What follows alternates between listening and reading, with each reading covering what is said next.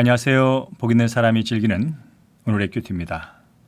오늘 함께 묵상할 말씀은 요한복음 6장 16절에서 29절까지의 말씀입니다.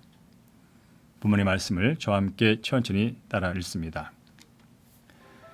저물매 제자들이 바다에 내려가서 배를 타고 바다를 건너 가버나움으로 가는데 이미 어두웠고 예수는 아직 그들에게 오시지 아니하셨더니 큰 바람이 불어 파도가 일어나더라. 제자들이 노를 저어 10여리쯤 가다가 예수께서 바다 위로 걸어 배에 가까이 오심을 보고 두려워하거늘 이르시되 내니 두려워하지 말라 하신대 이에 기뻐서 배로 영접하니 배는 곧 그들이 가려던 땅에 이르렀더라. 이튿날 바다 건너편에 서 있던 무리가 배 한 척 외에 다른 배가 거기 없는 것과 또 어제 예수께서 제자들과 함께 그 배에 오르지 아니하시고 제자들만 가는 것을 보았더니 그러나 디베리아에서 배들이 주께서 축사하신 후 여럿이 떡 먹던 그곳에 가까이 왔더라. 무리가 거기에 예수도 안 계시고 제자들도 없음을 보고 곧 배들을 타고 예수를 찾으러 가버나움으로 가서 바다 건너편에서 만나 라삐여 언제 여기 오셨나이까 하니 예수께서 대답하여 이르시되 내가 진실로 진실로 너희에게 이르노니 너희가 나를 찾는 것은 표적을 본 까닭이 아니요 떡을 먹고 배부른 까닭이로다. 썩을 양식을 위하여 일하지 말고 영생하도록 하는 양식을 위하여 하라.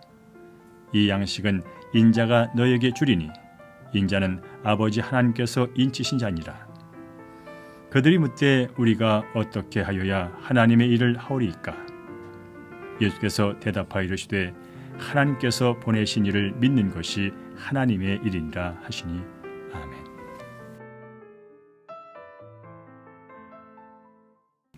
네, 본문의 말씀은 고난의 밤에 찾아오신 예수님과 그리고 우리가 어떤 일을 해야 되는지에 대한 말씀을 전해주고 있습니다. 16절부터 21절 보면 오병이어 기적을 행하신 후에 예수님께서는 자신을 임금 삼으려는 무리들로 인해서 제자들을 먼저 배에 태워서 가버나움으로 보내셨습니다.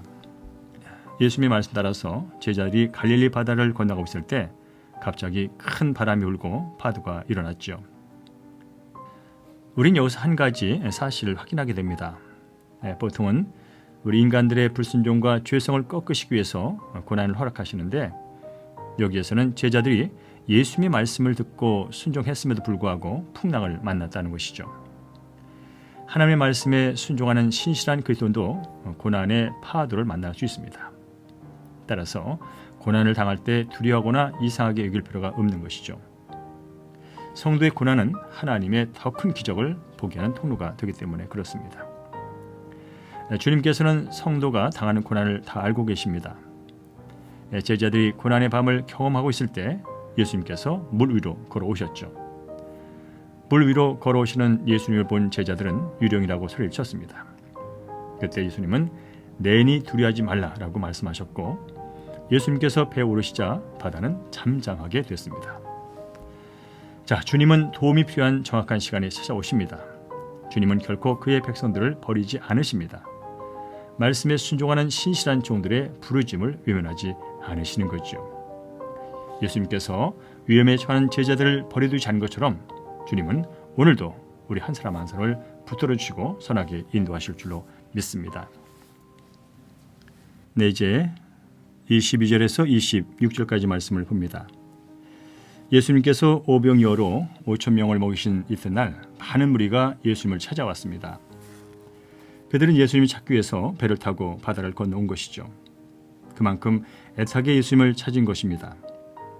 무리는 가버나움까지 힘들게 와서야 그토록 찾던 예수님을 만났습니다. 예수님을 만난 후에 그들의 첫 질문은 언제 여기에 오셨습니까? 였죠.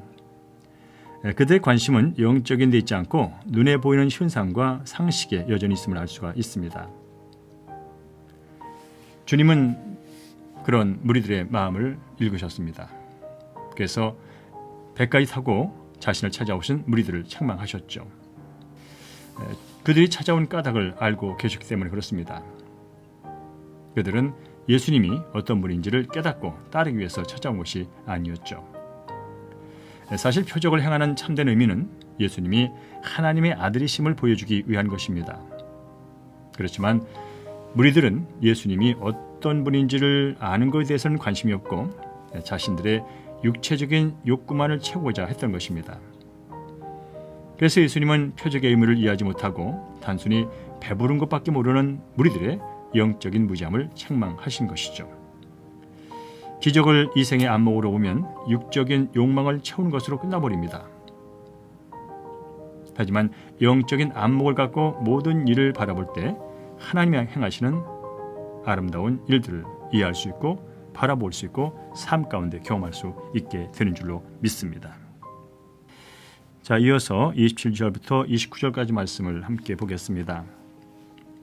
예수님께서는 찾아온 무리들에게 썩을 양식을 위해서 일하지 말고 영생하도록 하는 양식을 위해 일하라고 권면하셨습니다. 그리고 하나님의 일을 묻는 그들에게 하나님의 일은 하나님이 보내신 자를 믿는 것이라고 말씀하셨죠. 지금 무리들에게 필요한 것은 예수님에 대한 믿음이었습니다. 예수님은 모든 일을 하나님의 뜻 가운데 행하셨기 때문이죠. 영생하는 양식을 얻으려면 영적인 안목을 가지고 예수를 영접해야 한다는 것입니다. 예수님을 하나님의 아들로 믿는 것이죠. 따라서 우리가 할 수 있는 가장 놀랍고 위대한 일은 하나님의 아들이신 예수 그리스도를 우리의 구원자로 믿고 영접하는 것입니다. 그럴 때 예수님이 우리를 통해서 일을 하시기 때문에 그런 거지요. 자, 값없이 구원받은 우리는 보내심을 받은 삶의 자리에서도 영생하도록 있는 양식을 위해서 수고하며 전도해야 될 줄로 믿습니다. 이 양식은 내게만 주시는 것이 아니라 구원의 소식을 전하는 자와 듣는 자 모두에게 넉넉히 주시는 하늘의 양식이기 때문에 그렇죠. 오늘도 우리에게 영생을 주신 예수님을 믿으면서 또한 증거하는 복된 날 되기를 주의 이름으로 축원합니다. 네, 이제 말씀 기억하면서 적용 질문 함께합니다. 두려운 사건을 만났을 때 예수님이 찾아와 주신 간증이 있습니까? 영생하도록 있는 구원의 양식을 함께 나누어야 할 나의 가족과 이웃은 누굽니까? 함께 두 눈을 감고 기도합니다. 제 힘을 의지하며 삶의 파도를 헤치며 살 수 있다고 생각한 교만의 죄를 회개합니다. 늘 어렵고 힘들 때마다 찾아와 주셔서 붙들어 주시고 해결해 주시고 인도하신 하나님께 주님께 찬양과 영광을 올려드립니다. 이제 썩을 양식이 아니라 영생하도록 있는 양식을 위해서 구원의 주님을 온전히 믿고 의지하면서 복음을 전하는 인생 될 수 있도록 인도하여 주시옵소서. 오늘도 나와 늘 동행하시며 선하게 인도하실 우리 주 예수 그리스도의 이름으로 기도드립니다. 아멘.